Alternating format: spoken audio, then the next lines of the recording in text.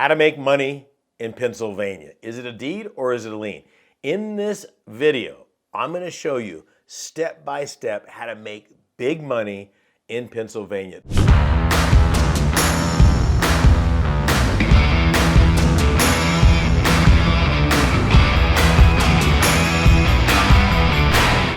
There are so many dynamics that are going on here. You want to pay attention to everything here because there's probably 5 or 6 different ways, at least, to make money in this market. It's unbelievable, Pennsylvania specifically.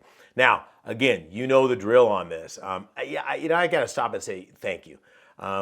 There's been an overwhelming response in some of the videos, the questions, dialogue going back amongst, not even with me, with some of the other people watching on that. I love that. That's what all this is about. Let's build a community of people trying to find financial security for them and their families. I will continue to do that as long as you continue to support it that way. It helps the algorithms and all that other good stuff.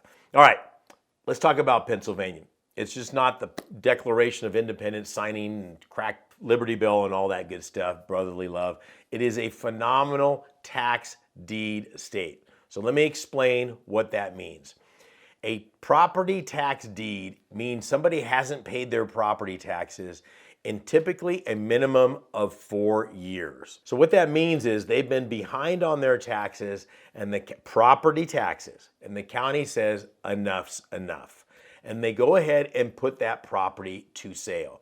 Now, I'm not saying you Pennsylvanians are anything but abnormal, but it is a little goofy there, but they all are. Like for instance, in California, when I put my hand up at a tax deed sale, I buy it and I own it. There are about 5 or 6 different ways this happens in Pennsylvania. So we're gonna methodically go through all these, but there is a lot of money to be made. Because of this, every county, like everything else I've told you, does it a little differently. There's all sorts of different ways, which we'll get into later on. But first and foremost, you must make sure that you're looking at the value of the property, okay? So depending on the type of sale you are is gonna depend on whether you're gonna be able to go in and rehab the property yet, or you have to wait for an upset bid, or they have so many days to come in and redeem on top of that. There's a lot of things. So please pay attention to the rules in Pennsylvania. Like everything else out there, it looks good on surface, but when you dig down there are certain procedures or red tape, for lack of anything else, that you've got to pay attention to, okay? And Pennsylvania is no different. First and foremost, you need to find the value. So when a property is coming up for sale, the first thing I want to know is this property occupied, okay? In other words, is there somebody currently living in the property? If they are, I like that. Vacant properties have a tendency to go down or go up in repair value because of the fact that nobody's in there, nobody's living there, pipes aren't being used, electricity's not being used, all that good stuff. Unless somebody's really maintaining it, it ain't gonna happen, okay? So if somebody's in the property, I'm assuming it's gonna be a renter in the property. Very rarely in tax deed situations do you get the owner of the property living in the property. Very rarely. Okay, if you do, it's no big deal. We'll cover that in other videos, but it's usually going to be a renter in the property. So that's the first thing I want to do. Now I want to learn what is the after rehab value, after repair value. I say ARV, after rehab value, because that's what it is. Every single property that you're going to get on a tax deed purchase, assume 100% that you're going to have to do some rehab on it, period. Very rarely do you see a property that you go in and go, wow, we could move in tomorrow, okay? That's just not realistic. So you start off with that mindset and you're going to be okay. Here's the challenge though. The quantity of rehab is where there's going to be a little bit of the mystery meat on that, and that's not really a big deal. So let's just say, again, we're going to use that $300,000 mark. Let's say that we figured in that area that the after rehab value is $300,000. How did we figure that out? We found 3 properties in the area, that same area, that have sold in the last how many days? Those of you that have watched my videos, you know, 60 days. In those 60 days, what did they sell for? You add the sale price of all 3 of those together and divide it by 3. That'll give you your average price in that neighborhood. Then I want to take the square footage of those houses, same thing, add those together and divide it by 3. That's my average square footage. You take the average square footage, you divide it into the average sale price. That's how much per square foot a house is worth in that area. Fixed up, ready to go, okay? That's your ARV. Okay, now I've got to back in there and go, okay, how much am I going to have to spend on this money to rehab? That's a tricky number. Okay, so what I'm looking at, I get people, oh, well, you want to use a formula, $15 per square foot. I've just never seen any of those work. Okay, what I want to look at is I'm probably at least going to have to do some what I call mop and glop. Okay, if I have to go in there and do anything more than clean up the paint, clean up the property, make it look sprucey, this property might be screaming to me to wholesale it. Okay, so if I go in there and get this at a good price, I go, you know what, this needs a lot of work in here. I don't want to do that. I want to wholesale the property. Or it does need a lot of work. I want to compensate my bid for that.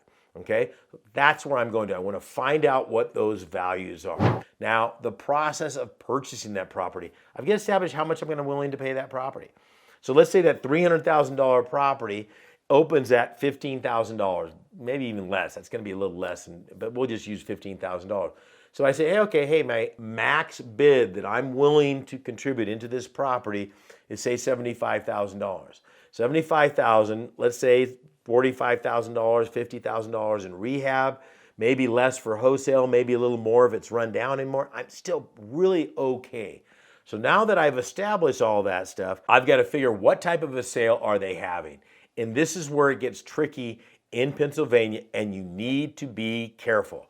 I've seen people go in there, they went into an upset situation where somebody could come in and upset the deal, and they thought they were buying the property. They started rehabbing the deal, and all of a sudden they rehabbed for somebody else. You don't want to do that. So let's talk about an upset sale. When you're going to an upset sale, you're buying it, but you're not eliminating all the liens and encumbrances. That doesn't make a whole lot of sense. So if there's mortgages or liens or anything on that deal, you get them with the property. The person can't come in and redeem, but you get them with the property. So in that last scenario that I described, this guy bought it at an upset sale and then started fixing up the property. The bank came in there and go, what are you doing? Okay, or thank you very much is what they said. So you want to be careful with that. The second one is a judicial sale. This is the one you want to go to. This is the one that didn't sell at the upset sale. Now it's coming into here, and now they're eliminating the mortgages and liens on the other property. But just like all other tax deed sales in the normal range, you want to make sure that everybody that has a financial interest, that would be the bank or any lien holders, were notified in the judicial sale. Okay, it's all public information. But if Bank of America wasn't notified, their rights to that property are still there. Most counties won't make mistakes, but it gives you peace of mind to know that you've done your research. Yep, all 3 of these liens, they've been notified. I go to that sale. Now, when I buy that, I own that property free and clear, and I'm good to go. That is a judicial sale. And then you've got a repository sale. This is ones that didn't sell at the upset, didn't sell at the judicial sale. Now it's going into a repository sale, and this is a sealed bid situation.